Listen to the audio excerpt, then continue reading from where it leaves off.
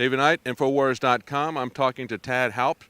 He's here in John Day. He has a long experience in the logging industry, and I wanted him to take us around and show us what has happened to the infrastructure where he has worked and lived for many decades. It's basically been destroyed by the policies of the federal government. Tell us a little bit about what we have behind us here, Tad. This originally was Edward Hines lumber mill, and then it was bought by D.R. Johnson a number of years ago and was turned into Grant Western Lumber.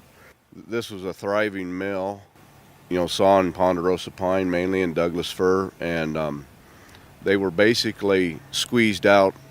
It was a shortage of timber was made artificially by the U.S. Forest Service and their policies here. Now, I introduced you as a former logger, but you're also an elected official here, is that correct? Yeah, I'm an elected official in the Grant County Forest Commission.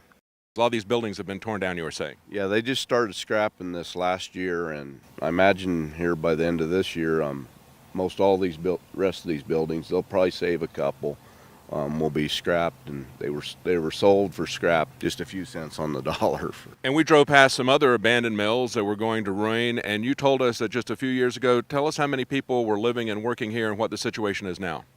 Well, like 1970, we had almost 8,000 people employed in this county. It's a huge county with a small population. Almost everybody was employed, and almost everybody's employed in the private sector. And now we have less population. I don't even think we have 8,000 people in this county, and we probably have around 3,000 employed, and most all that's government employment. The policies of the federal and state governments here have just completely squeezed the private sector out, basically. Now, when we talk about the BLM, the Bureau of Land Management, people think that they're managing this for the benefit of the forests, and yet at the same time they're shutting down access to the loggers and strangling that industry, putting people out of work. The forests themselves are suffering massive fires. Tell us about the fires that have happened here. Well, here this summer we had a massive, we had the biggest fire we've ever had, 110,000 acres, and I was one of the people that got burned up in that, me and my property, and along with many others. I think close to 50 homes they burnt, and probably tens of thousands of acres of private land they also burnt. Most of the private land, though, was very well managed. What the problem was the BLM and the federal lands that were adjacent to it were a disaster. For instance, the pine forest here in Grant County, about 2 tons of light fuels on the ground is known to be acceptable. The live trees will withstand the fire. When you're talking about fuel, you're talking about dead trees. When I'm talking about fuel, I'm talking about pine needles, pine cones, limbs, logs laying on the ground, stumps. And some of these areas of the federally managed lands in this county exceed 500 tons per acre of fuel on the ground. So when you have too much fuel on the ground, when it catches on fire, then it ignites the secondary fuel, which is the standing live trees, and then you have a massive forest fire. Every forest has different conditions, and we have a real dry condition here. And we have a ponderosa pine forest. Ponderosa pine forests are made to burn, but they're made to have really light burns. And even the broadcast burning that the federal government does is many times what the natural fires were. And that's what they say they're trying to mimic, but they're actually catastrophic fires. So you're saying that 2 tons is what they would typically have, but you saw it as much as 500 tons, 250 times the recommended amount of. Even at their higher standards, they were far exceeding that. Yeah, I think some of their standards were like 6 to 10 tons, and your forest is dead. Either that or it's mortally wounded. So there's gross mismanagement unless their purpose is to drive the people off of the land. When I look at this and I look at what they're doing to the miners, I look at what they're doing to the ranchers, it seems to me that what they're trying to manage is to get the people away from the land. That's what we see continually in all these different areas. I'm telling you, this is intentional. Take for instance, if a jetliner crashes, there's immediate investigations to what caused that jetliner's crash. These fires are happening all over the western United States. and there is no investigation. They don't even want to talk about what's causing them, and it's their policies are 100% causing these fires. We warned them that the projects, they thinned and they did stewardships and broadcast burning, and that's where the fire actually exploded and got big. A number of years ago, they implemented a 21-inch rule here in Grant County, and they would not harvest any trees over that diameter size. Well, that diameter size is what the timber industry needs, but it's just an arbitrary rule. There's no good reason for it. I believe it was done to break the timber industry here, and it had a very good effect on, you know. But they hold to that rule even when it's a burned tree. Yeah, absolutely. I mean, it's insanity. And then when that tree falls over in a few years, probably a tree that's 21 inches in diameter, when it falls over, you're probably looking at 1 ton of fuel on the ground. Withholding a tree that is already dead, saying nobody's going to be able to use this to build a home, the loggers can't earn a living with it, we're going to leave it here, eventually it's going to fall over and it will become fuel for the next fire. Absolutely. And this, like looking across the canyon from here, that will never ever be salvaged.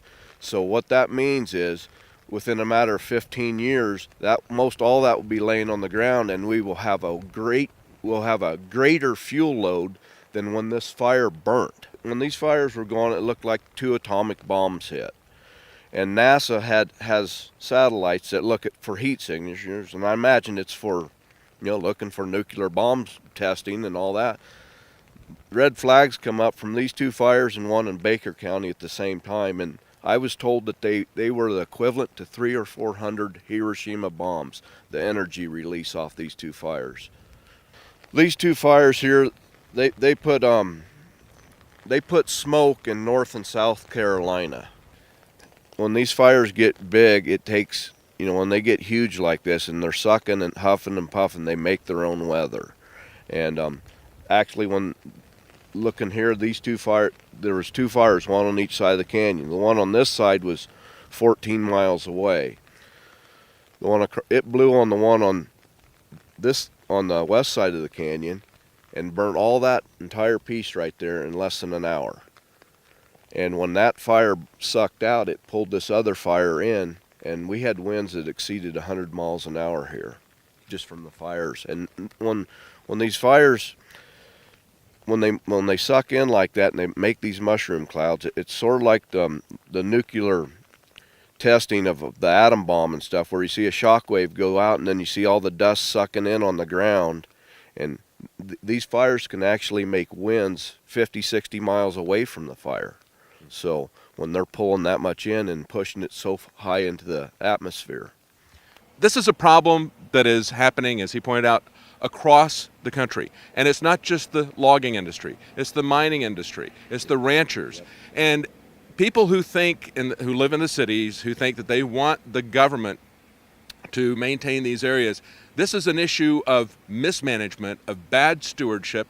What they're doing is even locking recreational use of these parks that you want to have available. They're locking that out. They want to take everything. They want to have zero use for the public. This is not public lands. These lands could be managed by the local communities. They could be managed much better by the people who live here, who have a vested interest. Just like a person who is a rancher isn't going to abuse his animals. That's his livelihood. So these people who live here, this is a beautiful heritage that they've had here, living here for generations. It's their livelihood. They have to live here. They don't want to mismanage this area.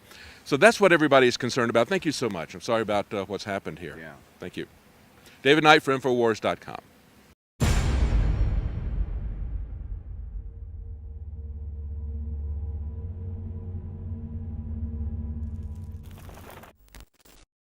Did you know that only 6 corporations control 90% of what millions of Americans see, hear, and read every single day?